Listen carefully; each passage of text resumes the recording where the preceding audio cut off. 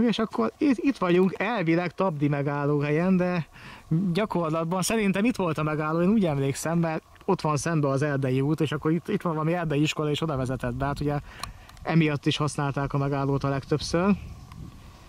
Csak hát itt most úgy látszik, hogy itt még nem épült pelon, aztán ugye volt arról szó, hogy meg is szüntetik ezt a megállót, ez aztán lehet, hogy végül tényleg az lett a deal, hogy nem építik vissza, ugye elnézzünk arra zoommal.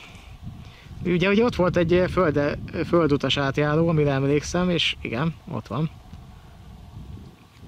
Kicsit messzebb, de ugye autóval csak eddig lehetett bejönni. Mert itt már... És így itt az erdőbe se lehet átmenni, tehát itt még az átjáró sincs. Most még visszaépítve, és a vágányt meg már lerakták, tehát most, hogyha ide utólag kéne bemúkolni, hát akkor miért nem rakták ide az átjárót már akkor? Tehát itt ide megszünetik, vagy ugye ott van egy átjáró, ott látszik a háttérben, ott van egy stop táblás, tehát lehet, hogy ugye ezt megszüntetik, és akkor az lesz az átjáró, ahol be lehet menni az erdő, és csak áthelyezik oda a megállót. Hát nem tudom, mert igazából ott se látok semmi rendkívüli. Én úgy emlékszem, hogy ennél volt a megállóhely. Ugye itt ezt a Google sem mutatja pontosan. Na de hát itt van a 150-es vonal is, és én úgy emlékszem, hogy tényleg ott a táblánál volt. És igen, és ez az út vezet be az erdőbe. Tehát itt kellett annak a megállónak lennie. Csak hát akkor így ezt most eltüntették így a felújításkor. Hát remélhetőleg azért újra fogják építeni. Ha nem is itt, akkor egy átjáróval odébb, mert azért az erdőben másképp nem lehet itt bejutni. Tehát ezt inkább tényleg arra használták, hogy ugye kirándulók itt szálltak le, meg itt túraútvonalak vannak az erdőben. És ugye ezt másképp nem lehet megközelíteni. Az útjelző tábla is, hogy itt túraútvonal vezet Csengődre, meg Csonkatolonyban még 8,8 kilométerre van, és 3,8 kilométerre itt van Csengőd. Erre tovább. Tehát itt a túrázóknak ez a legközelebb itt volt ez a megállóhely. Aztán, hogyha ott a következő átjárónál létesítenek egyet, és akkor ugye onnan is be lehet jönni az erdőbe, az nem egy olyan nagy baj, mert áthelyezik a túraútvonalat oda. Csak hát hiba lenne teljesen megszüntetni.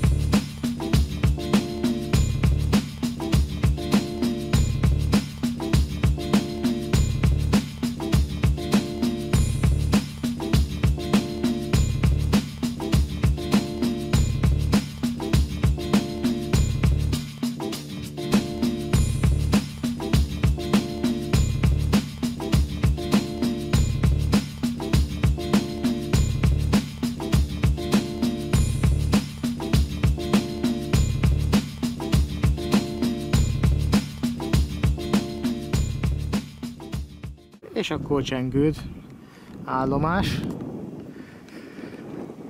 És itt meg már nézzétek meg, itt teljesen a zajvédőfal ki van építve egészen az átjáróig. Megvan az esőbeálló, mind a két oldalt.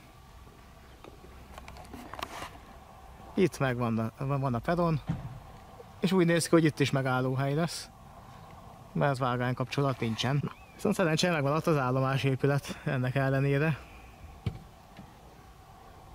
És itt már fenn vannak a menetrendtartók is. Hát majd, hogyha elindul a vonatforgalom, akkor menetrend is lesz rajta. És egyébként a P+R meg a B+R parkoló is megépült. Úgyhogy itt térvilágítás is kint van, már az osztopok is. Hát ez így gyakorlatilag már majdnem szerkezetkész. Sőt, a liftakna is megvan, még talán már a lift is megvan. Na mindjárt azt is megnézem. Hát itt a felvonó is, igen. A fülke. Köteles liftet raktak ide is. És itt az aluljáró, az is szerkezetkészen van, már ott a lépcsőkorlát is rajta van. Ott szemben az állomásépület. Na mindjárt azt nézzük. És a B+R parkoló, tehát itt már az is megvan, itt már biciklivel is le lehet parkolni. 900-as szelvényben vagyunk. Hát itt még a korlátok ott vannak beszedelésre válva, de... Sőt, megvan a lépcső is. És van tolósín, ami bicikliseknek nagyon jó dolog, hogy van. Ugye itt a szélén föl lehet tolni a biciklit. Ugye sokszor felújított állomásokon is kimaradt, pedig nagyon hasznos egy dolog, és tényleg fillérekbe kerül. És hát itt a Csengődi állomás. Az emeleten szolgálati lakás volt régen, ugye azért van ott az a telekomos antenna is. De hát szerintem minden a lakókat kiköltözött. Sőt, itt azt hiszem 2 lakás is volt az emeleten. És a már többször megemlített betonkocka a Bisbernek külön. És ott volt az állomásnak a névtáblája is, hát itt kb. Csak azt szedték le. Hát nem tudom ennek az épületnek mi lesz a sorsa így funkció nélkül, de például ezt akár lakásnak is ki lehetne adni. Mert ennél jobb helyen nem is lehetne. Tehát vagy akár szolgálati lakásnak, középvasúti dolgozóknak is szerintem ki lehetne utalni. És itt mindkét oldalt megépültek az zajvédőfalak is. És itt sem épültek túl magasra. Még úgy sem, hogy a túloldalt végig utca van és lakóházak, de itt is írták, hogy bőven elég ennyi zajvédőfalat építeni, mint amennyi itt van. Csak ugye vannak például a Dunavalsányban volt az, hogy nagyon ragaszkodtak az akár 5 méter magas zajvédőfalakig, ami a városképet meg a kilátást is tönkre teszi. És igazából még ez sem lenne indokolt mindenhol ez a nagyon magas zajvédőfal, mert igazából a sír meg itt a forgóváz környékén vannak csak azért a zajok. Tehát az az, ami hangos egy szerelvényben, maga a kocsiszekrény az már nem. Tehát a Balatonparton is elég volt elég magasságig megépíteni a zajvédőfalat. És akkor mindjárt megnézzük az utcafronton is az állomásépületet. És akkor az utcafronton. Itt még a vasútállomás tábla azért fönt van.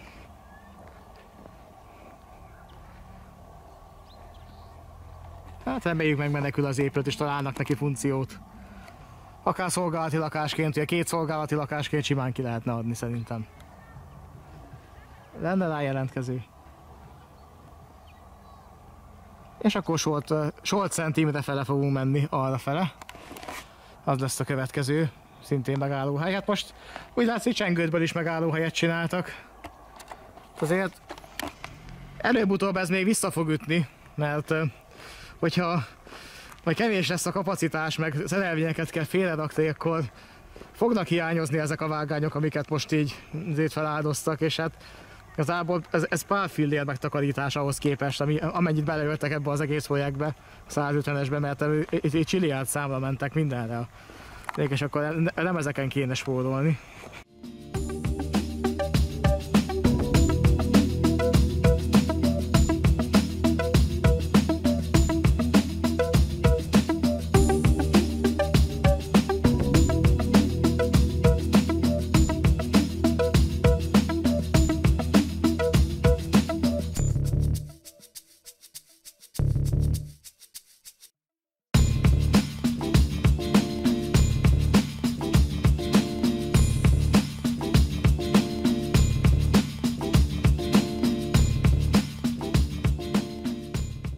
És a következő megálló Solt Szent Imre.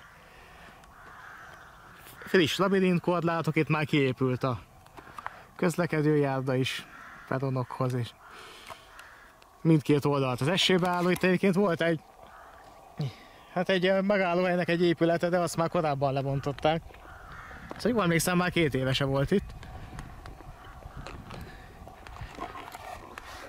És itt már szintén, ugye maga a felső vezeték, itt a munkavezeték még nincs fönn, de a tartókonzoljai már igen. És itt van, szintén a 2 vágány az megvan. Itt a labirintkorlát, itt már a peron is készen van ezen a részen. Legalábbis már le van rakva a viakolod is. Ott a kerítés nincs még kiépítve, ahogy látom. Ott épül egy P+-szel parkoló. És hát itt Csengőd fele a pálya.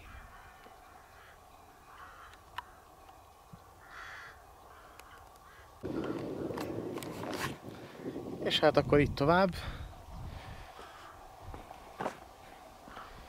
És ahogy látjátok, itt viszont még labirintkorlát és sínszálakból van.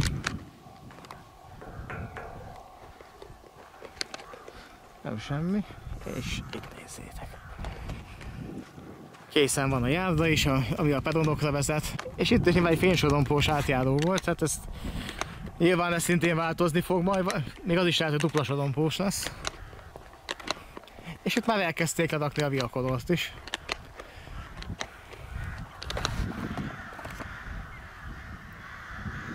És már a világítás is megvan, itt ilyen ledes kandelábereket raktak föl. És a peron.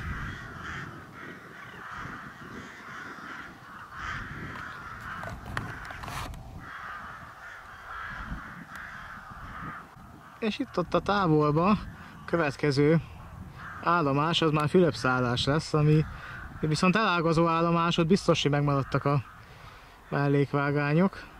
Hát ilyen, ameddig a szem ellát, az látszik, hogy az oszlopok állnak, a tartókonzol már a helyén.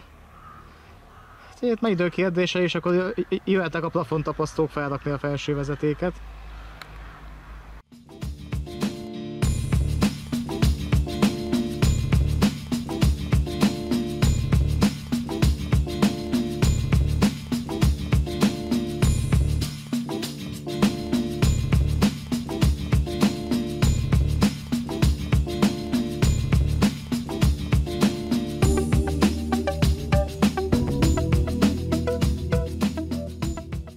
Fülöp-szállás, Hausbahnhof.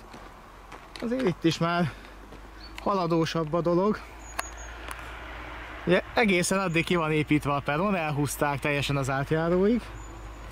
Mellékvágányok megvannak, és itt volt az állomásépület, amit hát ugye már békep odaira. Bár még az itt annyira nem kár érte, mely rondakocka volt, és már nem volt funkciója. Hát itt meg ezek is. Peronkerítés megvan, peron megvan, világítás megvan. És arra felágazik még ki a kecskeméti vonal, és az is be van kötve. Bár a deltának a másik részét, ami a másik irányban van, azt nem építették vissza. A Kiskördös felőli végét. Ott vannak a liftaknák, meg az aluljáró kijárata. És itt a két átmenővágány, mellett a Fülöp-szállási. És akkor úgy néz ki, hogy egy háromvágányos állomás lesz. Legalábbis egyenlően ennyi van kiépítve. Ott a távolban még ugye munkavégzés van, tehát most arrafele megyek, és egyébként a másik peron is ott van, az is már épül, tehát lesz két peronos. Illetve pontosabban lesz 1, 2, 3 peronos vágány lesz. Tehát itt számoltak még azzal, hogy esetleg 152-esen még újraindulhat a forgalom. Nagyon helyesen. Ott látszik a távolba a beépített kitérő, na mindjárt kicsit közelebb megyünk. Csak így virtuálisan is, igen, és ott ágazik ki a kecskeméti vonal. Vagyis hát Kecskemét fele. És egyenlőre ebben a konténerekben van mindenki kipakolva. Ugye valószínűleg a Bisbergnek fog épülni majd egy ugyanolyan kocka. Egy ilyen betonkocka épület, mint ami eddig mindenhol, és akkor ugye az abban lesz. Hát az állomás épület meg nem valószínű, hogy visszaépül, vagy legalábbis egy sokkal kisebb fog visszaépülni, mert ugye az a régebbi, ami volt, tehát az gyakorlára már nincs szükség itt. És itt még vannak, ott beépítése váró peronelemek is vannak. A felső vezeték még itt sincsen, illetve viszont a kereszttartók azok már állnak. És a tábla szerint 2025. júliusában végeznek. Hát meglátjuk, majd 2025. júliusában visszajövök ide és megnézem, hogy járnak-e itt már a vonatok. És ugye a táblák, hogy a biztosítása az átjárat megváltozott, igen, leszerelték a fénysorompókat. De nyilván átmenetileg, tehát kiépül a Bisberg, akkor ismét lesz biztosított átjáró is.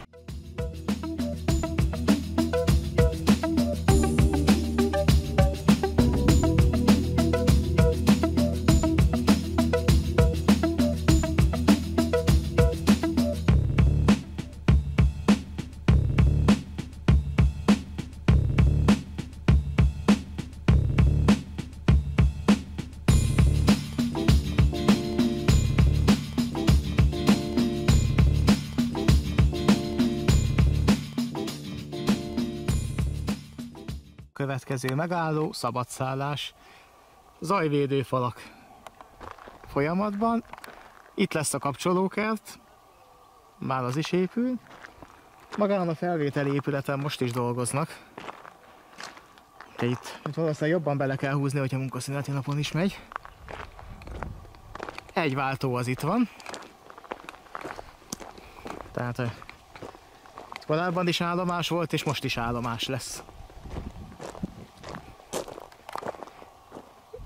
Csak ugye arrafele lesznek majd a tovább, tehát itt 3 vágányos állomás lesz majd, tehát itt lesz egy tárolóvágány, vagy hát egy ilyen tehervonatot félre lehet rakni, illetve szerelvényt tárolni rajta.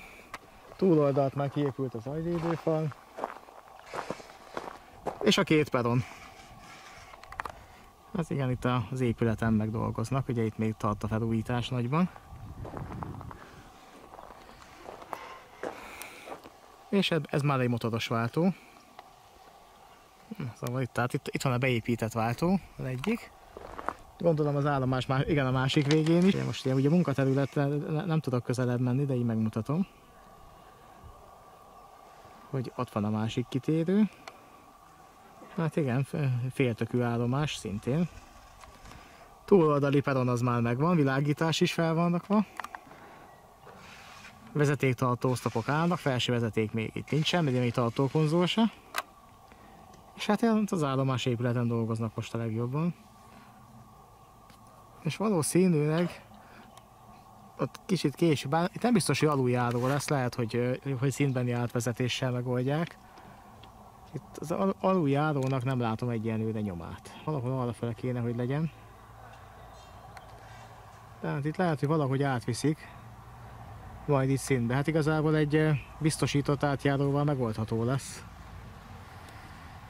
Csak hát ilyet még nem nagyon láttam ilyen újabb építésűeknél.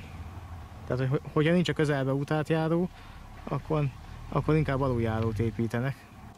És az épülő kapcsolókert, ugye nyilván itt lesz. Ide lesz bekötve a felső vezeték, és itt lehet majd lefölkapcsolni a tápellátást. Tehát ugye a kapcsolókertet már mindenki látott. Hát így néz ki, amikor még csak épül. Ugye hát itt volt egyébként a régi is, azt elbontották, és hamarosan épül az új, és akkor a következő pedig Bösztör lesz. Arrafele nézzünk egyébként, és ott lesz. A következő állomás úgy arrafele, az pedig Bösztör lesz. Hát amennyire lehet így elzoomolunk, de ennyi. Tehát itt szabadszállás állomáson, itt főleg a felvételi épületen kell dolgozni jelenleg, ugye a peronok már mondhatni készen vannak. Meg hát itt nyilván még majd föl lesz építve az zajvédőfal. És itt mutatja a tábla, hogy büfé, de azt szerintem még az állomás épületben volt még fénykorában.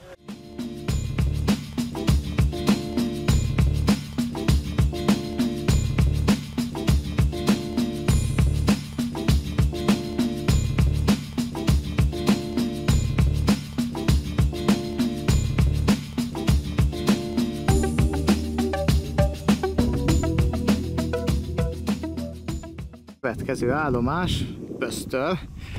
Hát itt le van zárva az átjáró, de látjátok, most rakják be az estéri elemeket. Ugye, itt még csak az oszlopok állnak, még se tartókonzol, se vezeték, viszont a 2 vágány már itt is le van rakva. És akkor itt tovább.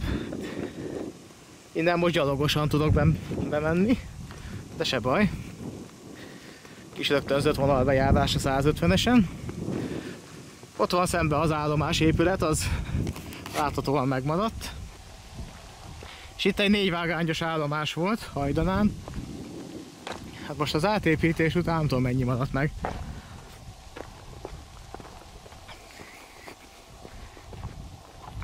Nincs itt irány tovább. Hát itt ugye már a váltókörzeten túl voltunk korábban. Tehát itt már megvolt itt az, azt hiszem ott volt a 4. vágány, és itt a 3., ahol most sétálok. Itt volt egy mini áteresz, amit ugye újraépítettek.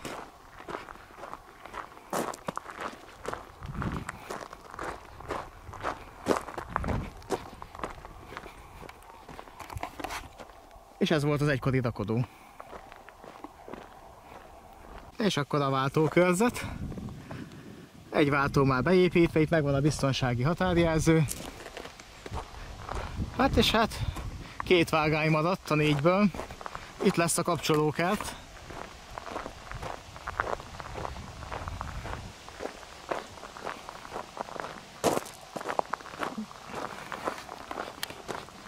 És irány tovább. Hát szintén egy féltökű állomással van dolgunk, ha jól látom.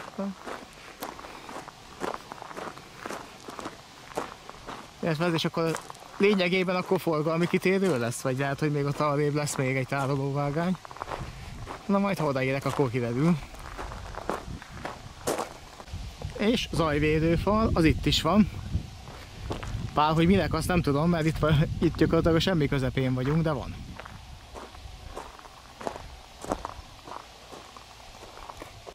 És hát így ameddig a szem ellát, oszlopok állnak. És úgy tűnik, hogy féltökű az állomás, mert nem látok másik kitérőt. Na, zajvédőfal vége. Itt a régi melléképület a WC-vel, és itt épül a Bisbernek az új lakása, ugyanazzal a sablonnal, itt meg az állomásépület.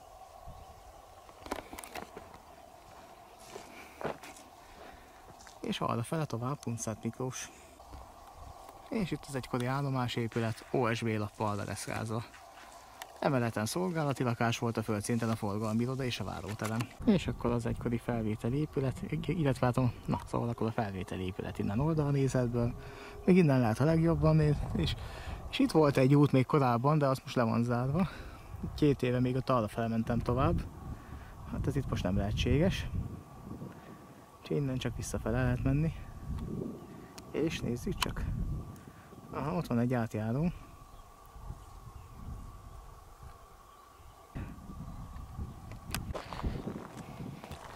És hát egy ilyen féltökű forgalmi kitérőt sikerült ide alkotni a 4 vágányos állomás helyett. Hát de legalább kitérő vágányt épített, vagy legalábbis a vágány kapcsolat kiépült. Az is valami. Még ha csak féltökűen is.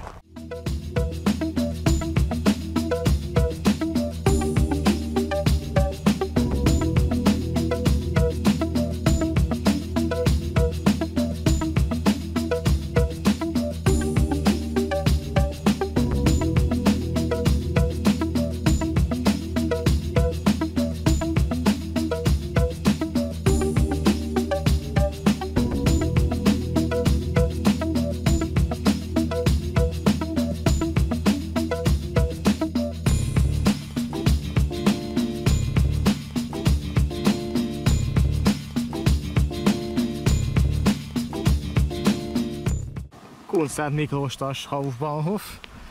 Hát az épületet azt eléggé rendesen szétkapták, sőt még körbe is kerítették. És ráadásul nem is csak ilyen egyszerű drótkerítéssel, hanem rendesen kő vagy ilyen betonkerítéssel nyomták körbe. Tehát ennek mi értelme volt? Itt ez a melléképület, itt épül az aluljáró. Hát egyelőre ennyi látszik.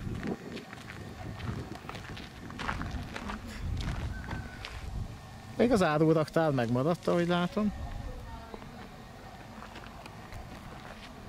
És itt az állomásépület szétkapva. A vágányhálózat nagyjából megvan, ott épül az egyik széles peron, itt fog a másik. Hát itt a felvételi épület, ez teljesen felállványozva és teljesen kibelezve. És itt épül az aluljáró. Arrafele viszont már dolgoznak, ráadásul kínaiak, úgyhogy közelebb nem megyek. És még megvan a faáruraktár, meg ott hátul a mérlegház is. De az érdekes, hogy ezt itt teljesen körbekerítették, de hogy minek? Mert biztos nem marad így a felújítás után, ezt a kerítést biztos, hogy le kell bontani. Hát ennyire lehet megnézni ezt az állomást. Dolgoznak is, körbe is van kerítve. És nagyon csúnyán néznek, hogyha bemész. A háttérben van még egy mérlegház, nem tudom mennyire látszik, az maradt még meg a régi időkből. Ott van.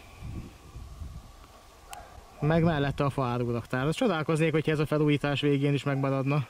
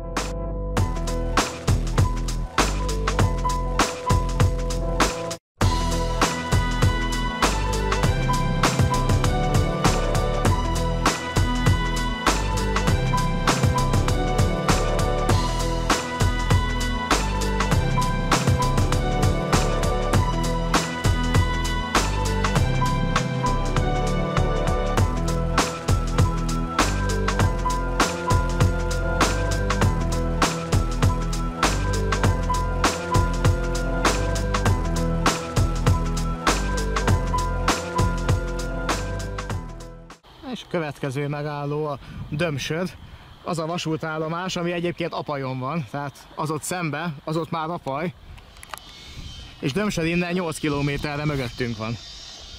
De az állomás valamiért mégis Dömsödnek hívják, sőt még Dömsöd-Apajra se keresztelték át. Érthetetlen egyébként, amikor ilyen mindenféle szükségtelen átnevezéseket meg folyamatosan keresztül tudnak vinni. Ilyen Székesfehérvár repülőtér helyett legyen Maroshegy, meg ilyeneket, amik nem igazán érdekesek, de hogy egy ilyen megtévesztő állomás nevet, mint ez itt, hogy ez ne Dömsöd legyen, hanem Apaj, az nem sikerült, és még most a felújításkor se, és például látjátok, hogy az ott már Apaj, igen, tehát Apajon vagyunk, nem Dömsödön. Csak az állomást hívják Dömsödnek. És itt látható, itt a váltókörzet az átjárón túlra került. Ugye, két átmenő fővágány ott van, és egyébként az itteni állomás épületet lebontották, és épül már az új. Hát, ahogy látjátok, itt. Meg ott hátul a Bisbernek az épülete épül. Ott van egy tehervagon is, és egyébként zajlik a munka, ahogy látjátok, úgyhogy... És ez szintén az lesz, hogy itt két szélén lesz a peron, és itt lesz az átvezetés, tehát itt úgy látom, nem épül aluljáró. És ott épül az új állomás épület a régi helyett. Az ott hátul pedig a Bisbernek az épülete lesz valószínűleg. Egyébként ott egy áruraktár volt régebben, meg egy rakodó. Hát most így nézünk ide. Apajon egyébként, de az állomás név az marad Dömsöd. Zajvédőfalak és itt fognak épülni, az látszik. Ugye itt ezek a tartókonzolok már itt vannak, már csak magát a falat kell beépíteni, és ugye itt is lesz egy peron. Tehát itt valószínűleg itt a megálló vonatok azok majd kitérőzni fognak, és ugye mert a két átmenő fővágány az egyik, az meg a másik átmenő, hogy jól látom. Tehát itt szét van húzva a két vágány, és akkor itt lesz középen egy vágány még. Viszont itt legalább mindkét oldalon be van kötve. Hát most másik oldalon nem tudok most elmenni. Itt ilyen munkaterület van, nem lehet arra elmenni. Azért mindjárt meg akarok bezumolni, hogy van-e kitérő vagy nincsen. Hát itt labirint korlátok viszont vannak. Tehát valószínűleg itt lesz a gyalogos meg a utasforgalom átvezetve. Azért adták ide ezeket a korlátokat, és arra fele meg már Kiskunlachháza van. És ott a váltókörzet vége. Oszlopok már állnak, hát ugye azt látjátok, hogy tyúkbél még nincs. És akkor ugye elkuksizunk arra, ott van egy tehervonat is. Vagy inkább csak egy tehervagon. És egyébként itt is kínaiak dolgoznak rajta. Hát itt úgy látom is beépítve kitérő. Már ameddig ellátok. És akkor Kiskunlachháza fele. És ott ugyan a másik, a harmadik vágány be van kötve. És itt pedig épülni fog egy idéglenes kerülő út, gondolom addig, ameddig itt az átjárót csinálják. Vagy ez csak addig volt meg, ameddig megcsinálták. Mert itt úgy látom, hogy azért az estéri elemek már itt vannak fénysorompókat, meg a sorompókat meg föl lehet szerelni már így is, mert igazából a labirintkorlát megvan, itt az átjáró elemek megvannak, tehát valószínűleg akkor az volt az ideiglenes átkelő addig, ameddig itt az átjárón dolgoztak. És ott arrafele van egy busz megálló, ahol hát Dömsödig néha-néha innen megy egy busz, de olyan nagyon gyakran nem, tehát aki mondjuk itt Dömsödre akar menni és itt száll le a vonatról, hát az nagyon megszívja, mert itt akár órákat is várhat, mire ténylegesen eljut Dömsödig. És innen kb. 8 km még Dömsöd arra, tehát ez nagyon megtévesztő megállóhely, állomás, és a többi elnevezés, mert ezt át kéne nevezni, nem ez minimum Dömsöd a Pajra, de inkább a Pajra.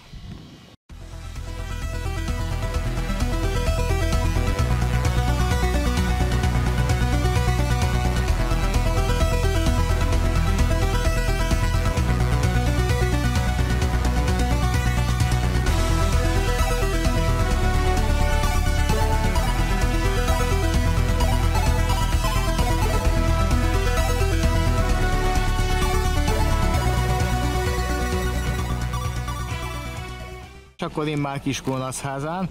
P+-szel parkoló az már ugye épült, bár az korábban is volt itt. És akkor valószínűleg azt fogják kibővíteni, itt a B+-szel. Hát itt pedig, itt még azért eléggé zajlik az építkezés, itt lebontották a felvételi épületet, és nagyban épül az új. Itt szintén munkaterület, jobban nem tudom megmutatni, de itt nézzétek. Hát, itt lesz majd az új peron. És ugye itt lesz az aluljáró kijárata meg a liftaknál. Szóval aluljáró kijárat liftaknál itt lesz, és itt lesz az egyik széles peron, a másik pedig ott hátul. Hát itt ennyi, itt ezt jobban nem lehet megközelíteni. És ott egy Délegyháza Taksony busz is. És itt épül az új felvételi épület.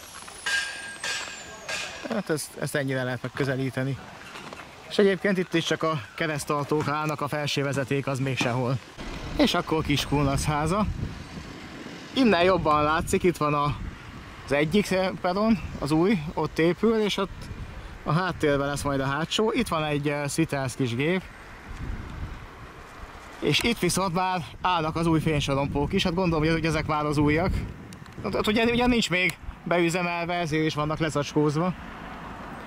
És itt van a reptéri iparvágány. Hát ezt ugye, ami az egykori laktanyához mentnek a reptérhez, ezt visszakötötték. És hát arrafele van Dömsöd. A másik irányba pedig Délegyháza, illetve a már korábban megszüntetett Áporka megállóhely. Hát oda most felesleges lenne bemenni, mert úgysem maradt belőle semmi.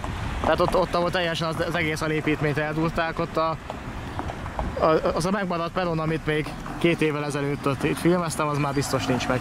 Na, oké, tehát elfogytak az autók, most már akkor jobban lehet itt nézni, hogy itt van a 2 átmenő vágány. Ott van a kitérő, tehát itt van 3 vágány, plusz itt van az iparvágány, amelyik becsatlakozik, tehát amelyik megy az egykori laktanyába meg a reptérre, tehát azt meghagyták. Nem nagyon volt már forgalom rajta korábban se, de azért gondoltak rá, hogy hátra esetleg mégis lesz később, és visszakötötték. Ja, ott volt az egykori felvételi épület, azt lebontották, most épül helyette a másik. Volt itt egy bakterház, amit szintén lebontottak. Már ugye az is kihasználatlan volt, és ott a háttérben, hát ott a háttérben még ezek a szolgálati lakások úgy látom, hogy megvannak. Gondolom nem volt még útba, viszont már akkor is lakatlan volt, és akkor itt elfele még itt el tudunk esni. Ott épül az új peron. És akkor az állomás így a másik oldalról, átnézeti. Ugye?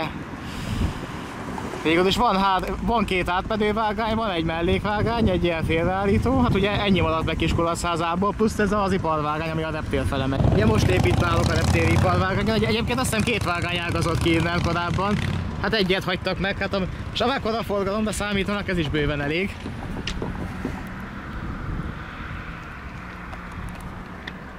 És itt a 2 átmenő, és itt is van kitérő. Ez szerencsére nem féltökű állomás lett. És itt korábban még ott úgy emlékszem, volt egy ölház is egy picivel alébb, az biztos, hogy már elbontották. Azt még 2 évvel ezelőtt még voltam is benne. Már akkor is lakatlan volt, és már félig össze volt dőlve. Hát ugye az valószínűleg útba volt eleve a második vágánynak is, tehát annak mennie kellett. És hát akkor a következő megálló az majd Délegyháza lesz.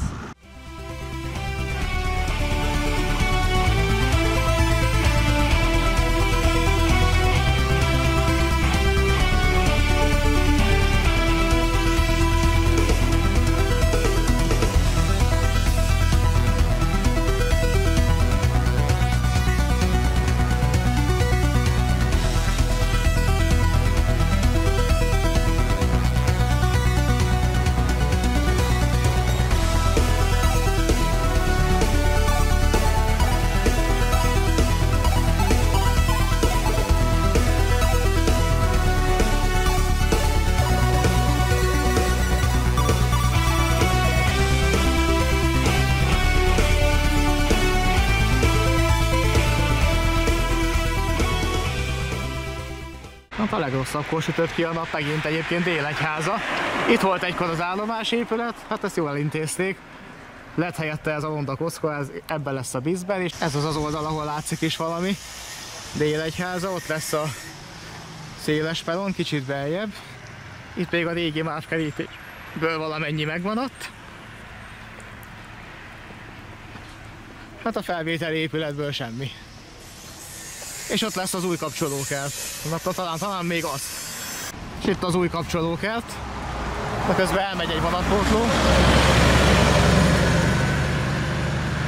És ott egy leamortizálódott bakterház, még azt se bontották le.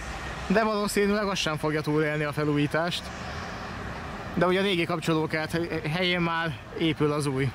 És itt a sinek azok le vannak rakva, viszont a felső vezetéket azt még nem sikerült.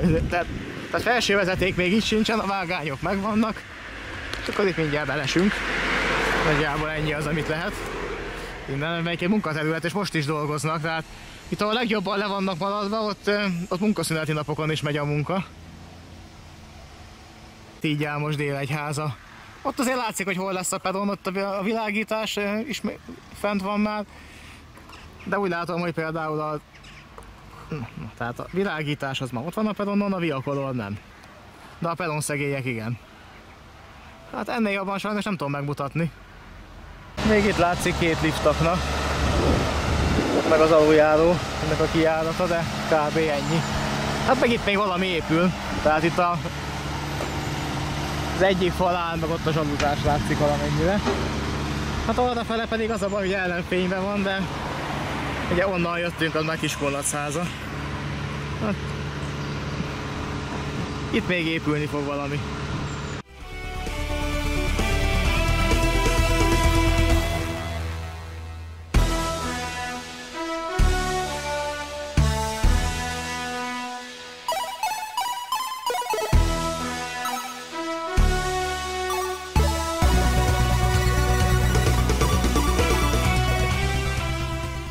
És akkor immár Dunavarsány, mint a következő megállóhely. Hát itt egészen eddig el lesz tolva a peron, az látszik. Itt van a két peronvég, és ez a régi mávos épület pedig most jelenleg pizzériaként üzemel. Ez a Bakterház pizzéria. Egyébként ugye itt valószínűleg itt az átjárónál innen kezelték a sorompót, ameddig itt ugye nem fénysorompó volt. Hát ugye most megint biztosítatlan, de hát az átépítés miatt. És ott már kint van a vörös tárcsa is. Ott előrébb az átjáró után, tehát ez egyik vágány nem is járható. Majd errefelé itt az állomás épületen már dolgoznak, és itt már a zajvédőfal is megépült, és itt is meg fog. Tehát itt ilyen zajvédőfalak közé lesz zárva egész Dunavarsány. Ráadásul, hogy ott van egy idéglenes átjáró, és ott a terelő elemeket rátették a sinekre is. És ez a vágány ki is van zárva a forgalomból, ott látszik a vörös tárcsa, vagyis hát a vörös négyzet. Valamiért, mert itt még az átjárón majd még fognak dolgozni. És itt van az új peron, hát itt még gyakorlatilag semmi nincsen készen, éppen csak a szegélyeket rakták le. És ott a háttérben látszik a felvételi épület, ami körbe van állványozva, azt fel fogják újítani. Ez is ott szemben egy mávos épület, ugye ökölszemablak, meg a vakolatdíszeken látszik, de ez valószínűleg szolgálati lakások voltak itt. Az állomással egy időben épületett és szolgálati lakásként funkcionált. Itt még mávos kőkerítéseket látunk. És a felvételi épület, Dunavarsány. Hát teljesen le van csupaszítva, éppen újul meg. Ott pedig a pótlóbuszokat állomásoznak a háttérbe. Megpróbáljuk innen szemből még lekapni. Innen talán jobban látszik. De az látszik, hogy a belsejét azt teljesen meghagyták, lecsupaszították teljesen. Ez a régi csiga lépcső is megvan. A B plusz parkoló az még megvan eredetiben. Itt vannak a vonatpótlók. És akkor mindjárt megnézzük a vágányt is. És akkor ezt nézzétek. Na, szóval Dunavarsány épülete a másik irányból, ez a vágányok felőli oldal.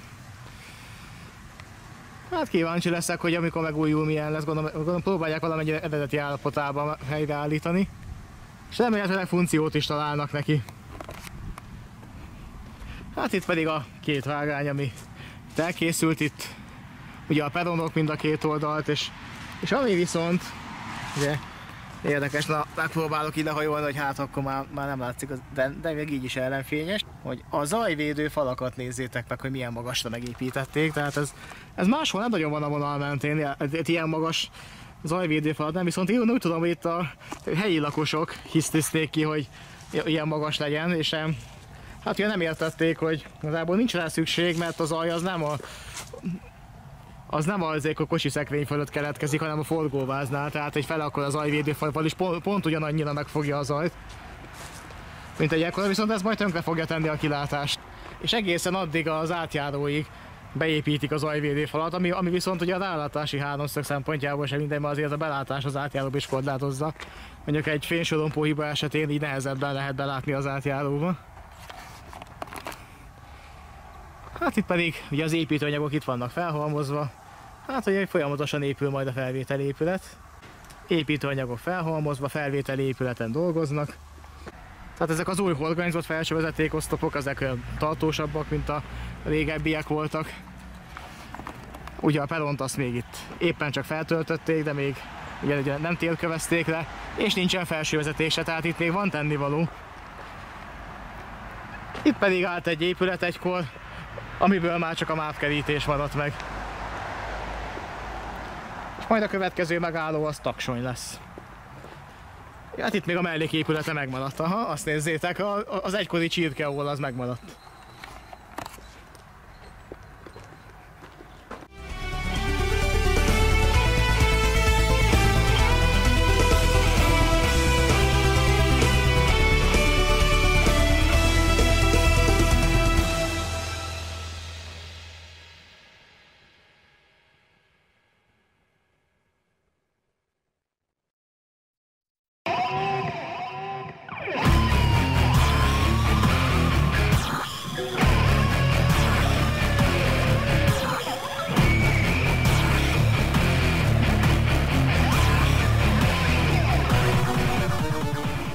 A következő állomás Taksony. Itt olyan a kínaiak dolgoznak, ez látszik, és itt kínai nyelvi feliratokkal felírva.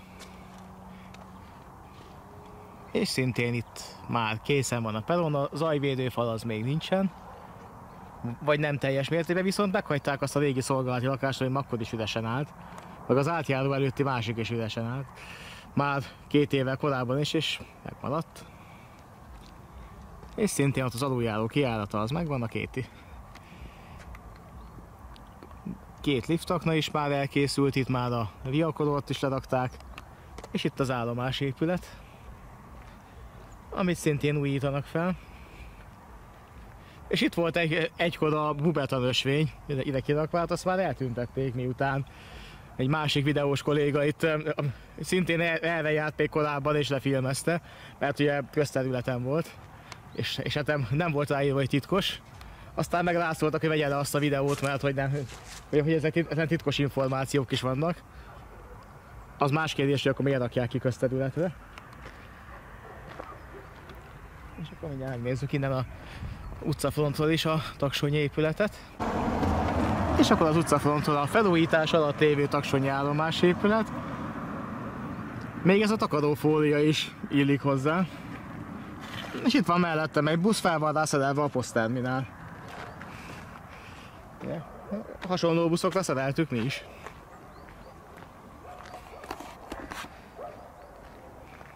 És hát akkor felvételi épület átalakítás alatt. És ott látszik a hátsó peronnak.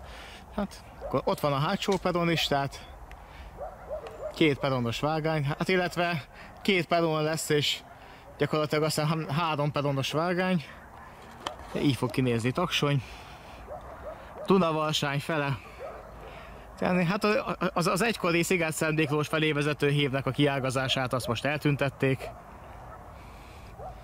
És ott arrafele, hogyha tovább mennénk, akkor ott lenne a Dunatica csatorna, ahol ugye mind a két...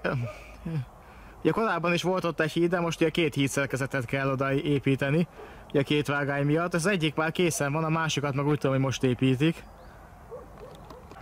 És itt pedig a vágányok felüli oldalon a taksonyi vasútállomás. éppen átalakítás alatt.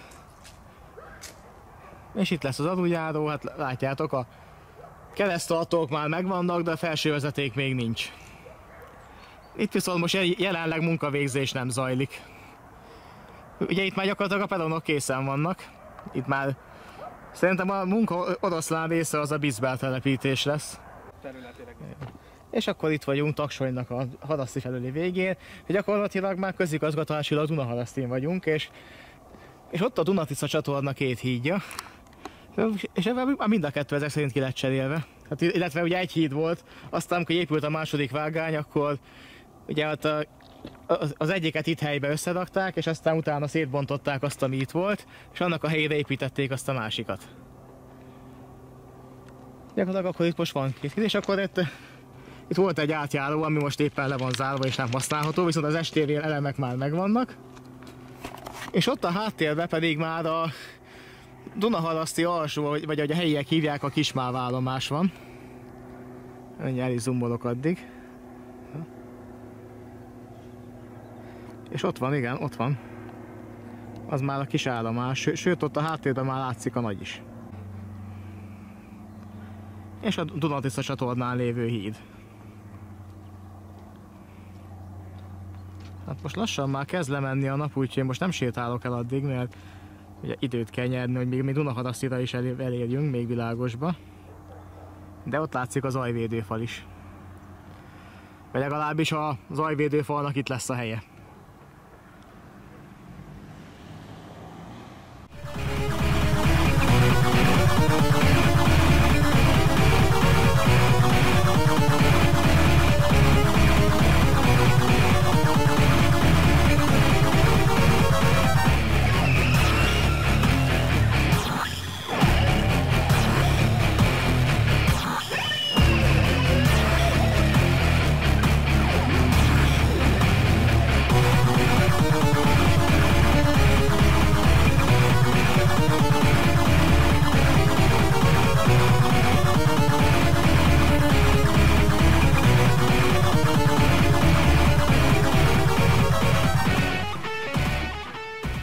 A Dunaharaszti alsó.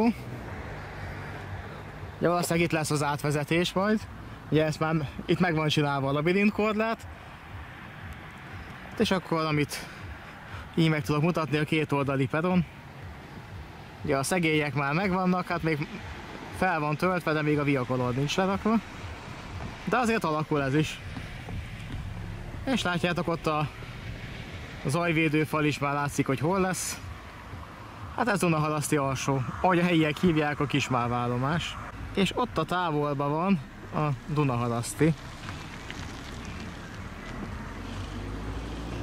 Hát gyakorlatilag egy átjáróval odébb.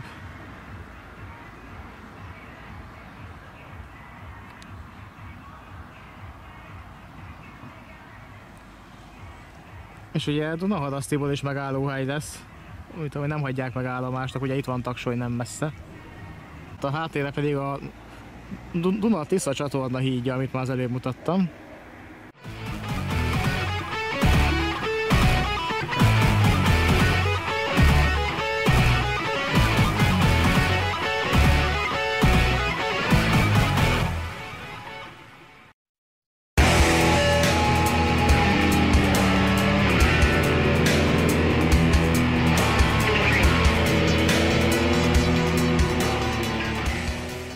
Következő Dunaharaszti nagy állomás. Itt zajlik a felvételi épület felújítása is. Itt már készen vannak szintén a liftoknák, meg az aluljárók kijárata. Viszont itt még javában dolgoznak a vágányokon, ahogy látom. Ugye itt van az aluljáró, ez már úgy nagyjából megvan. Viszont itt még nincsenek sinek. Tehát itt még nem folytonos a vágány. Oszlopok se állnak mindenhol, felsővezeték meg pláne nincsen. Tehát itt még azért van mit csinálni.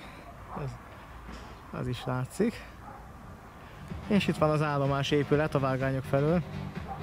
És itt azért az átépülő aluljáró. Ezt azt hiszem, hogy készszélesítették. Mármint nem csak így felül, hogy két vágány elférjen, hanem itt eredetkezett sávos volt és kettő lett. És ott szemben is van egy régi mávos épület. És itt pedig ugye, egy helyen már be van építve a sím, viszont itt még semmi, és akkor itt lesz a két átmenő vágány, mert úgy tudom, hogy itt megállóhely lesz. De gyakorlatilag két vágány marad. És ugye itt lesz, és két szélső peron lesz, és a kettő között lesz az aluljáró.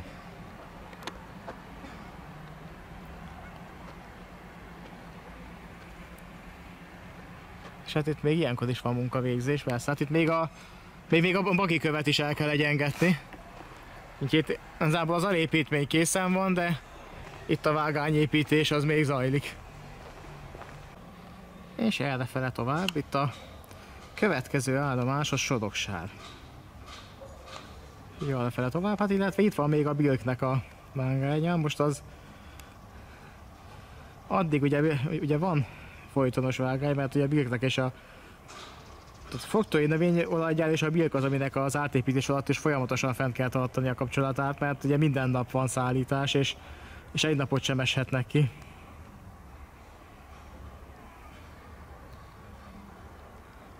De itt lesz a két átmenő vágány, és nem lesz több, tehát szóval Dunaharaszti megállóhely lesz, két átmenő vágány lesz, és két peron.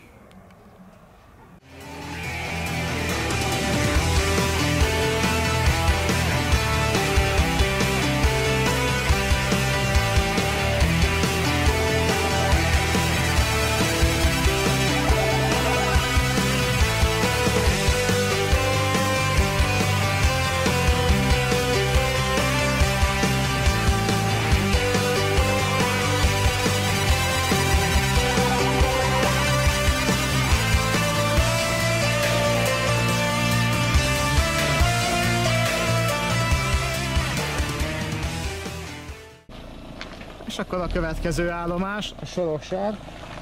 És valószínűleg ez lesz az utolsó is, mert itt már, hát az a baj, hogy elkezdett besötétedni, és már alig látunk valamit. Ugye hát a nap az néhány perccel ezelőtt ment le. Fényképezni már alig lehet, tehát ezt most próbálok fotózni. Az már nem nagyon működik, úgyhogy inkább még a videóval próbálkozok. Most még így a Lovlux üzemmóddal még talán láttok valamit. Szóval akkor így gyorsan szétnézek itt az állomáson, aztán szerintem ennyi volt. Még Pesterzsébetre lehet, hogy bemegyünk, de az már teljesen sötét lesz, már 10-15 perc, és már a kék órába vagyunk, úgyhogy nem nagyon van már mit. Azért hát ennyire futotta a mai nap, hát ez van. Hát itt is a vágányhálózat megvan, most többet látok a kamera LCD-jén, mint egyébként szabad szemmel. Úgyhogy most kb. A kamerára fogok hagyatkozni, csak arrafele van az első átjáró, meg így a Birk fele, és itt a legszélső vágányok valamelyik a Nagy Burma, amit visszakötöttek itt ezen a részen, Soroksáron, mert lehet, hogy még szükség lesz rá, bár most átépítéskor nem úgy tűnik, hogy szükség lesz rá, de előfordulhat.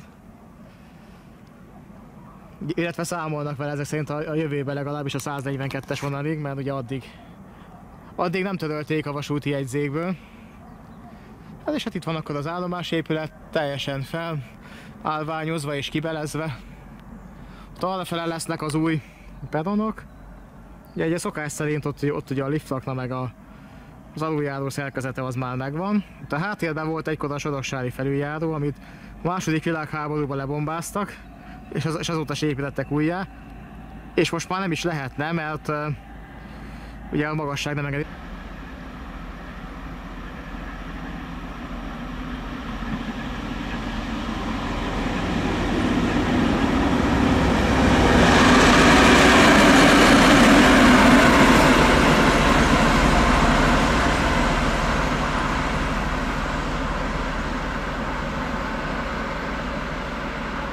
Erre járt egy V-hídas Szergely magába, valószínűleg a Birkbe ment, és majd kocsikkal fog visszajönni. Tehát ahogy éppen mondani próbáltam arrafele, picivel arrébb, most nem tudok addig elmenni, mert ugye az idő véges, de ott volt egy felüljáró, amit ugye lebombáztak a második világháborúban, és nem építették újjá, és közben ugye vonalat is bevillamosították, úgyhogy már nem is lehetne az eredeti helyén újraépíteni. mert ugye a magassága nem lenne elég. És hát ugye megpróbálok még fotózni, de az már valószínűleg nem fog menni, úgyhogy, de videót még így meg tudom mutatni a felállványozott Soroksári állomás épületet.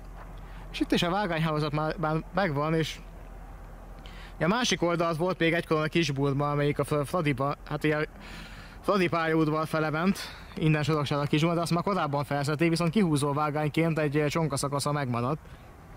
Hát azt majd később jelben, majd egyszerű világosra visszajövök és megnézem, hogy megvan-e még. De szerintem annak a helyére épült a második vágány.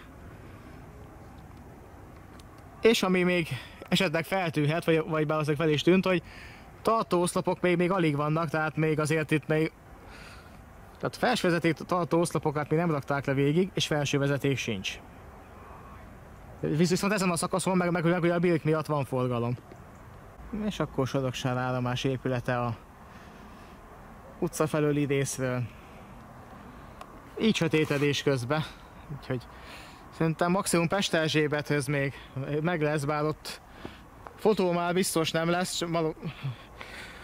Videóval még megpróbálkozok, mert ott még hátha, még ilyen fényviszonyok között is lehet. És hát egyébként innen is hordják a vonalra a bagiköveket, mert azért látjátok, hogy itt is van egy nagy domb. És itt azért vonatokba rakják be a bagiköveket. A Soroksárig biztos megvan, Pesterzsébetnél még azért megpróbálkozunk a lehetetlennel, de már egyre jobban sötétedik. Úgyhogy most a kamera többet lát, mint én szabad szemmel, most ott tartunk. És itt és akkor még Pesterzsébetről lehet, hogy jelentkezünk.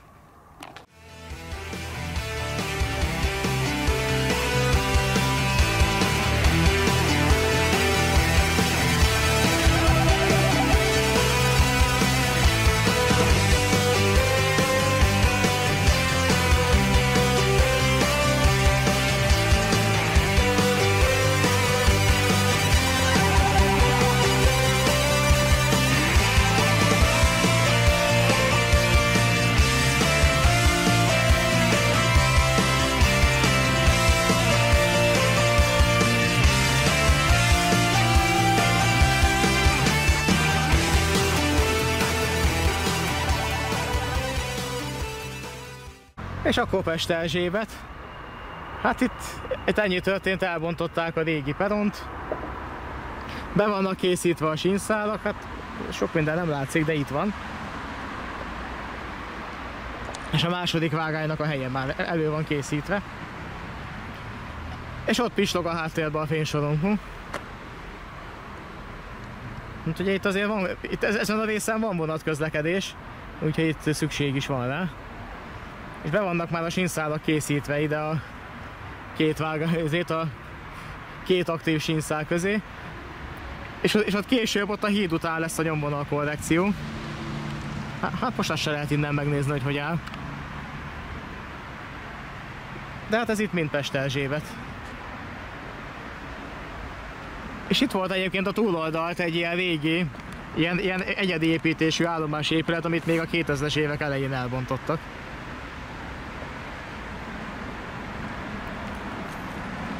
Itt pedig a második vágány helye. Ez egyébként már 2001-ben megvolt. Már akkor tervezték, hogy megépítik Soroksárig a második vágány, csak nem sikerült. És Soroksári útig megépítették, aztán utána tovább meg már elfogyott a pénz, és nem. És akkor innen Pesterzsébetről akkor el is köszönök, zárjuk ezt a videót, de többet nem tudunk már ma filmezni, mert besötétedett. Úgyhogy innen már csak hazafele vezet majd az út. Úgyhogy ez egy 150-es komplett vonali helyzet jelentős videó volt, de ilyet sem csináltam végül, hogy egy teljes vonalon egy nap alatt végig. De most Kelebiától Pesterzsébetig, tehát tényleg majdnem a teljes 150-es vonalon sikerült végig menni. Az, hogy egyben lesz-e fölrakva az egész, vagy pedig szétbontom részekre, azt nem tudom, majd amikor a vágóasztalon lesz a teljes videó, és majd látom, hogy összesen mennyit vettem föl, akkor majd eldöntöm, hogy egy hosszú videó lesz-e, vagy esetleg több kisebb. Úgyhogy akkor ennyi akkor. Köszönöm, hogy ezt is megnéztétek, ezt a videót. Támogatási lehetőségek lent vannak a leírásban. Tessék ráklikkelni a bővebbenre is elolvasni, és ha úgy gondolod, hogy ez a videó érdemes arra, akkor támogassátok. Több fronton is lehetséges, nem fogom felsorolni, ott van minden, a linkek is ott vannak hozzá. Ennyi, sziasztok!